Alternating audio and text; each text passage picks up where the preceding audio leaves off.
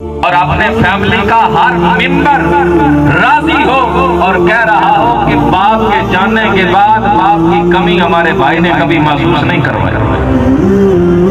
تو ایسے انسان بہت کم ملتے ہیں. میں اور آپ بھی فیملی ممبر ہیں، گھروں کے اندر ہیں، لیکن شاید بڑا ہونے کے ناطے میں بندے کے ذہن میں دماغ میں کچھ ایسی چیزیں آ جاتی ہیں، نہیں میری مانی جائے، جو میں کہوں وہ ہو. لیکن میں گواہی دیتا ہوں کہ اس انسان نے اپنی ساری فیملی کو سنبھال کر اس نتیجے پر لایا کہ آج فیملی کا جو آج کا منظر ہے وہ شاید نے کیا کہا، ٹر گئے یار محبتاں والے نال ہی لے گئے ہاسے، دل نہیں لگتا یار محمد ہن جائیے کیڑے پاس. یہ تو رب کی رضا ہے نا، اس کے آگے کوئی انسان کے بس ہے کچھ بھی نہیں کر سکتا. تو یہ بابرکت گھڑیاں، بابرکت مہینہ میں اور آپ مل کر التجا کرتے ہیں کہ مالک ہمارے بھائی نے جتنی نیکیاں کی ہیں انہیں قبول فرما دے. بشریت تقاضا ہر انسان سے اونچ نیچ جہاں رہتا ہے، بستا ہے، ہوتا ہے، معاملات ہوتے ہیں، کچھ غلطیاں ہو جاتی ہیں انسان سے.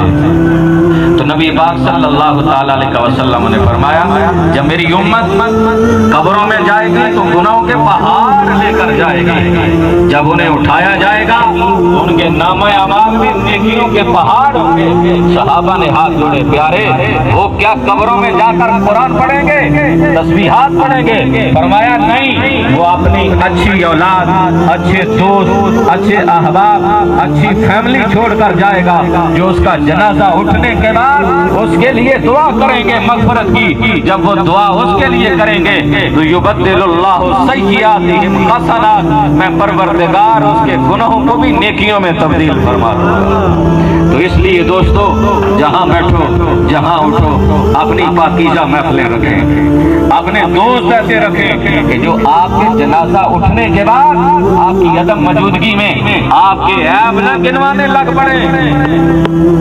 جو حدیث رسول ہے نا، اگر بندہ مومن مر جائے 99 عیب تمہیں اس کے پتا ہے تو اس کے 99 عیبوں میں سے ایک خوبی تمہیں پتا ہے تو حضور نے فرمایا وہ 99 عیبوں پہ پردے ڈالتے جاؤ، وہ جو ایک خوبی ہے وہ بار بار لوگوں کے سامنے تذکرہ کرتے جاؤ.